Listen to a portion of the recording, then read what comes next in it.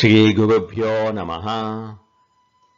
శ్రీకృష్ణాయ పరమాత్మనే నమః. భగవద్గీత జ్ఞాన విజ్ఞాన యోగంలో ఈరోజు మనం 1వ శ్లోకం తెలుసుకుందాము.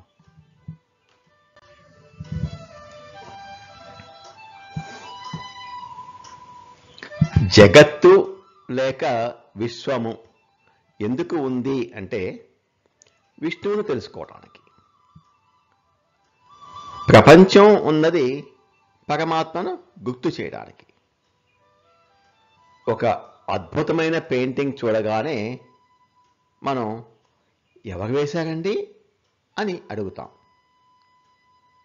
ఒక మంచి బిల్డింగ్ను చూడగానే ఈ బిల్డింగు ఎవరు కట్టారండి అని అడుగుతాం.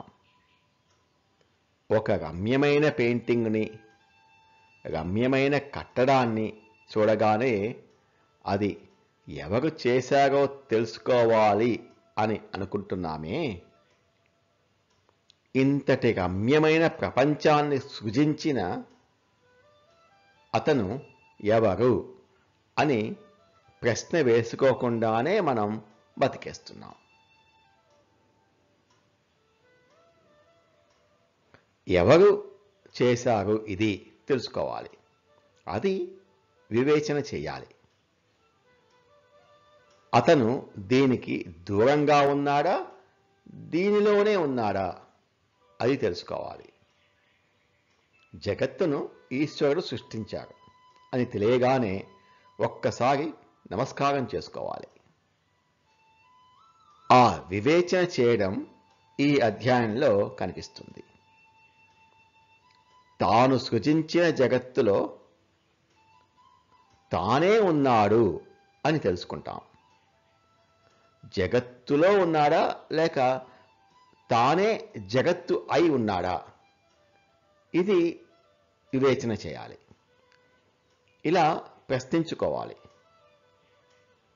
జగత్తు అంతా తానై ఉన్నప్పుడు నువ్వు దేని మీద రాగం పెట్టుకుంటావు, దేని మీద ద్వేషం పెట్టుకుంటావు? జగత్తు తానై అయినప్పుడు ఆయన్ని ఎక్కడ వెతకాలి?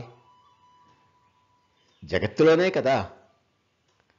మరి నువ్వు ఎక్కడ ఉన్నావు, మనం ఎక్కడ ఉన్నాము? ఆలోచించు.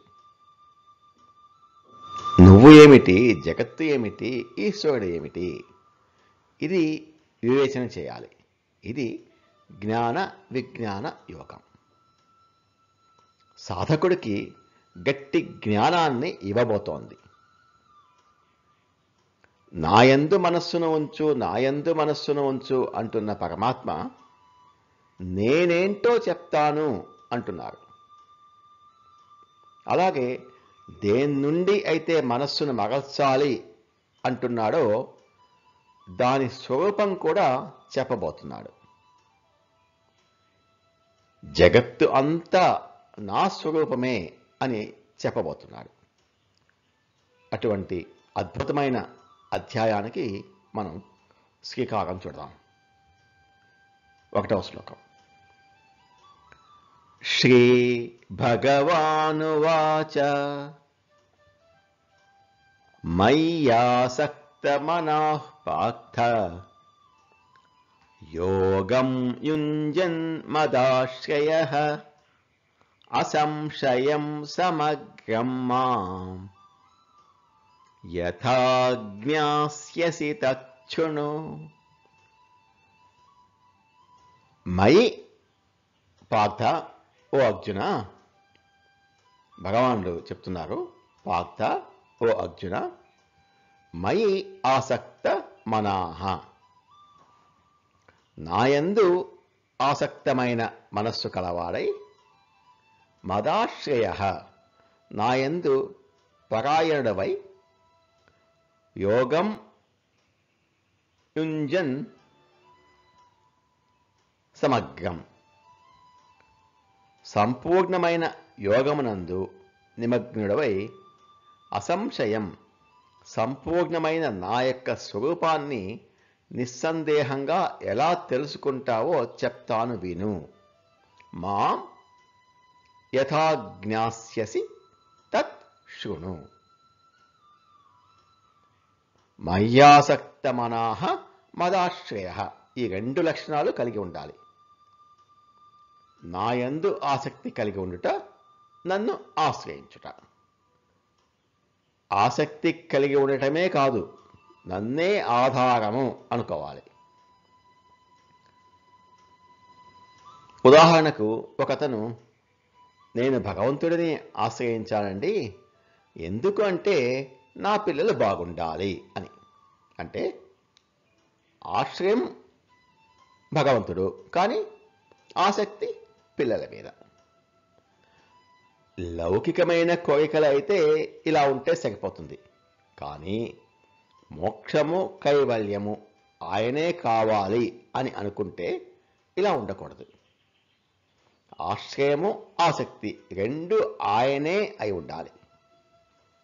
ఓ పార్థ, నాయందు ఆసక్తి కలిగి నన్ను ఆశ్రయించిన వాడై ఉన్నటువంటి అతను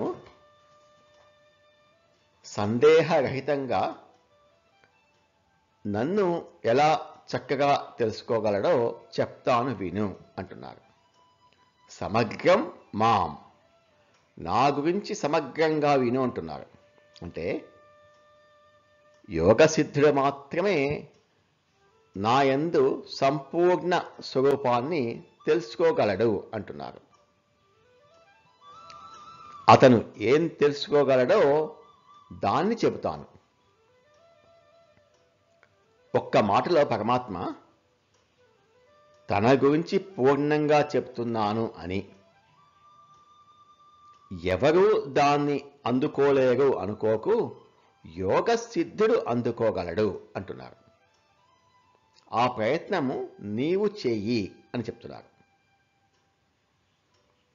శ్రీ భగవానువాచ మయ్యాసక్తమనాః పార్థ యోగం యుంజన్ మదాశ్రయః అసంశయం సమగ్రం మాం యథా జ్ఞాస్యసి తచ్ఛృణు.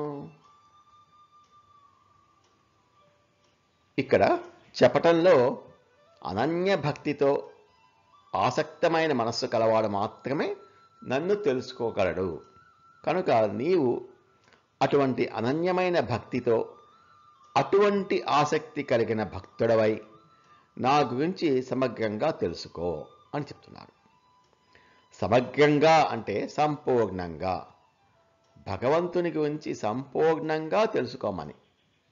అది ఎలా అంటే శంకర భగవత్పాదులు చెప్తారు, సమస్తం విభూతి బల శక్తి ఐశ్వర్యాది గుణ సంపన్నం మాం అన్నారు. అంటే నా యొక్క నిర్గుణమైన తత్వం అయిన యథార్థ తత్వంతో పాటు నేను జగత్తును నిర్వహణ చేస్తున్నప్పుడు ఏ విభూతులు ప్రకటిస్తానో, ఏ బలం చూపిస్తానో, ఏ శక్తులు చూపిస్తానో, ఏ ఐశ్వర్యాలని వ్యక్తపరుస్తానో ఇవన్నీ నావే అంటున్నారు. శక్తి అంటే సమర్థత, విభూతి అంటే ఒక్కొక్క చోట పరమాత్మ కనబడే గొప్ప విషయాలు, అవన్నీ పరమాత్మవి. నిస్సందేహంగా ఎలా తెలుసుకోగలవో అది చెప్తాను. కానీ అది తెలుసుకోవాలి అంటే ఉండవలసిన లక్షణములు మయ్యాసక్త మదాశ్రయ. కాబట్టి భగవంతుని యందు ఆసక్తి, ఆయన యందు ఆశ్రయ బుద్ధి ఉన్నవాడికే పరమాత్మ యొక్క సమగ్ర తత్వం సందేహరహితంగా తెలుస్తుంది. మనం కూడా ఇలా ఉంటే కానీ తెలుసుకోలేం. ఎవరికైనా అర్థం కాలేదు అంటే మయ్యాసక్త మదాశ్రయ 2 లేవు అని. ఆ 2 అలవర్చుకుంటే అర్థం అవుతుంది. నమో భగవతే వాసుదేవాయ. ఏతత్ ఫలం శ్రీకృష్ణార్పణమస్తు. పడమస్తు. స్వస్తి.